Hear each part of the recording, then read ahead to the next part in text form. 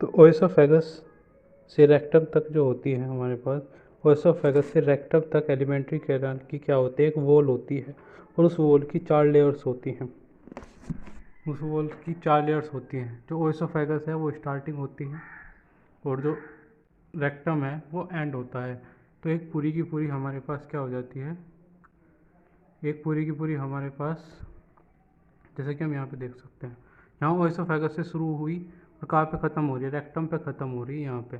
तो इसके जो ये है, इसके जो ये पूरी की पूरी ट्यूब है, इसके क्या होते हैं, इस ट्यूब की कुछ लेयर्स होती हैं।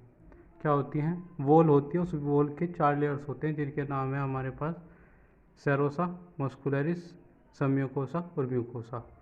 तो जो सबसे ऊपर वाली होती है, सबसे अपर लेयर होती है, उसका नाम है सेरोसा। यहाँ पे देख सकते हैं जो सेरोसा होती है थिन मेसोथर्मल है, जो कि एपिथेलियम और वैसे विसरल ऑर्गन पे भी होती है, कुछ कनेक्टिव टिश्यूज़ पे।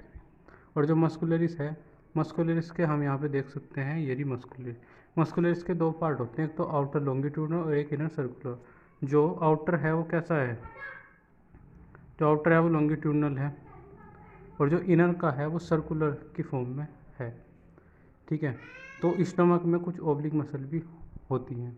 अब आता है सब म्यूकोसा। सब म्यूकोसा हम यहाँ पे देख सकते हैं, ये रहा सब म्यूकोसा। तो सब म्यूकोसा में क्या होता है, सब म्यूकोसा में जो है formed of loose connective tissue. इसमें हमारी जितने भी नर्व्स होती हैं, जितने भी हमारी क्या होते हैं, नर्व्स होती हैं, ब्लड वेसल्स, लिम्फ, ये सब पाई जाती हैं। और जो ड्यूडेनम होती है, जो ड्यूडेनम होती है इंटेस्टाइन का जो सबसे फर्स्ट पार्ट है, इंटेस्टाइन का जो सबसे फर्स्ट पार्ट होता है उसे ड्यूडेनम कहते हैं, सी शेप का है। और उसमें भी क्या होती है, सब म्यूकोसा लेयर होती है। क्या होती है, सब म्यूकोसा लेयर होती है और उसके अंदर एक ग्लैंड होती है जिसका नाम है बर्नर्स ग्लैंड। अब है म्यूकोसा। म्यूकोसा जो है ये सबसे अंदर वाली होती है, सबसे इनसाइड वाली। ये क्या करती है, जो ल्यूमन है, यहाँ पे देख सकते हैं ये रहा ल्यूमन। तो यहाँ पे जो ल्यूमन है इसकी लाइनिंग कौन कर रही है, इसकी जो लाइनिंग है वो म्यूकोसा करती है। स्टोमक की जो म्यूकोसा है कुछ इरेगुलर फोल्ड बनाए रखते हैं। स्टमक में जो म्यूकोसा होती है ना, उसके कुछ इरेगुलर फोल्ड बनाए रखते हैं, जैसे कि यहाँ पे ये इरेगुलर फोल्ड हमें देखने को मिल रही है। तो ये इरेगुलर फोल्ड है, इनको हम रग बोल देते हैं, रफ़ी। ठीक है, अब स्टमक की म्यूकोसल गैस्ट्रिक ग्लैंड बनाती है। स्टमक की म्यूकोसा गैस्ट्रिक ग्लैंड, जितनी भी गैस्ट्रिक ग्लैंड है वे म्यूकोसा से ही बनती है, सब गैस्ट्रिक ग्लैंड में म्यूकोसा मिलेगी। स्मॉल इंटेस्टाइन की म्यूकोसा छोटी छोटी फिंगर लाइक प्रोजेक्शन होती है। स्मॉल इंटेस्टाइन में भी म्यूकोसा होती है और म्यूकोसा से ही क्या बनी होती है, छोटी छोटी फिंगर लाइक प्रोजेक्शन बनी होती है, जिनको हम क्या कह देते हैं, जिनको हम विलाई कह देते हैं। जैसा कि हम यहाँ पे देख सकते हैं, ये होती है हमारे पास क्या, विलाई होती है। ये देख सकते हैं फिंगर लाइक प्रोजेक्शन यहाँ पे बने हुए हैं। तो ये क्या है, ये है हमारे पास विलाई। यहाँ पे भी क्या होती है, म्यूकोसा होती है।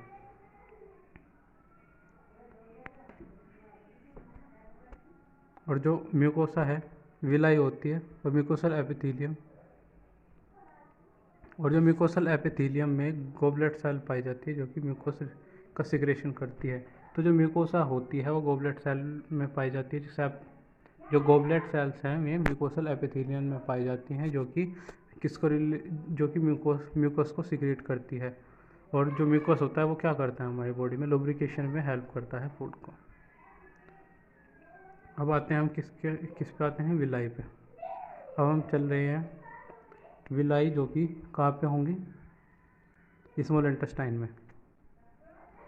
ठीक है, तो जो विलाई है, विलाई की लाइनिंग बनाने वाली सेल कई माइक्रोस्कोपिक उभार होती हैं जिन्हें हम माइक्रोविलाई कह देते हैं। जो विलाई है, विलाई के ऊपर भी कई माइक्रोस्कोपिक प्रोजेक्शंस बने रहते हैं, कई माइक्रोस्कोपिक प्रोजेक्शन बने रहते हैं जिन्हें हम माइक्रोविलाई कहते हैं। और इनका अपीयरेंस ब्रश बॉर्डर की तरह होता है। क्या होता है, विलाई की लाइनिंग वाली जो सेल्स होती हैं वो माइक्रोस्कोपिक होती है, उसके ऊपर क्या बनी रहती है, माइक्रोविलाई बनी रहती हैं।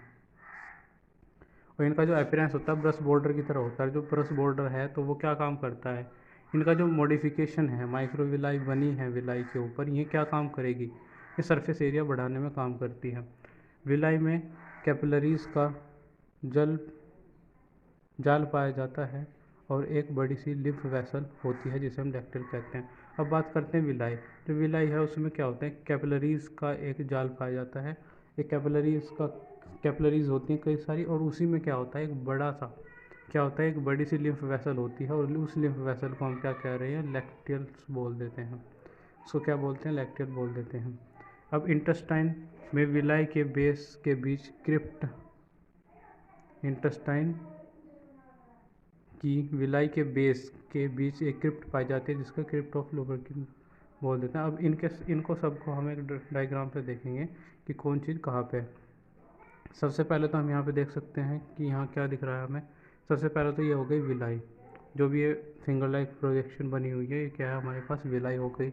हमने कहा था कि इसके अंदर एक बड़ी सी क्या होती है, एक लिम्फेटिक वेसल होती है जिसको हम लेक्टियल बोल रहे हैं, और कैपिलरीज़ का जाल होता है, तो कैपिलरीज ये हो गई, और यहाँ पे आर्टरीज होती हैं। अब बात करते हैं कि यहाँ पे क्या होता है, एक नीचे की साइड में, एक ऐसे नीचे की साइड में ये क्या बनी रहती है, एक नीचे की साइड में एक स्ट्रक्चर बनी रहती है फिंगर लाइक प्रोजेक्शन, और इसी को हम क्या बोलते हैं, क्रिप्ट ऑफ लुबर्किन बोल देते हैं। एलिमेंट्री कैनाल में पाई जाने वाली चारों लेयर अलग अलग जगह पर अलग अलग मॉडिफिकेशन। जो एलिमेंट्री कैनाल है, एलिमेंट्री कैनाल में अलग अलग जगह पर 4 ही लेयर होती हैं सब जगह, लेकिन अलग अलग जगह पर अलग अलग मॉडिफिकेशन करती है अपने फंक्शन के अनुसार।